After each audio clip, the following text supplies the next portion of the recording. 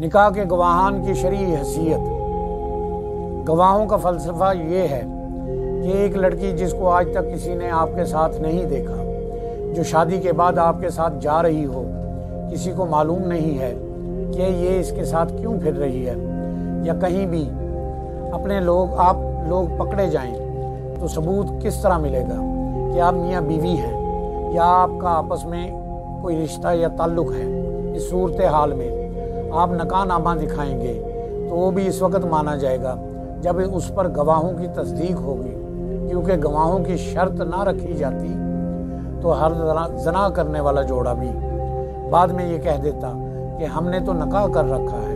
اگر گواہوں کی شرط نہ ہو تو کتنے ہی لوگ آپس میں نکاح کر کے عورتوں کو استعمال کر کے چھوڑ دیتے، اور جب بعد میں نکاح کا ہی انکار کر دیتے، یا عورتیں بھی مردوں کے ساتھ ایسا ہی کر سکتی تھی۔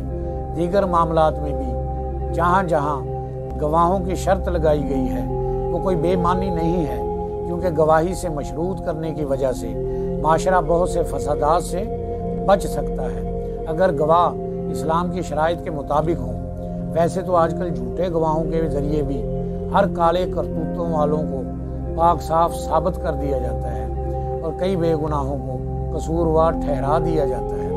نکاح کے وقت لڑکے لڑکی کے علاوہ 2 مرد یا 1 مرد اور 2 عورتیں بطور گواہ موجود ہونا شرط ہے، ورنہ نکاح نہیں ہوتا۔ گواہ عاقل و بالغ مسلمان ہونا چاہیے اور انہیں معلوم ہو کہ یہ تقریب کس مقصد کے لیے منعقد کی جا رہی ہے۔ ایسا نہ ہو کہ کہیں وہ مرد اپنے دھیان سے اکٹھے باتیں کر رہے ہوں اور پاس لڑکا لڑکی بیٹھ کر حجاب و قبول کر لیں۔ لہذا لڑکے لڑکی کے علاوہ گواہ ہونا ضروری ہے۔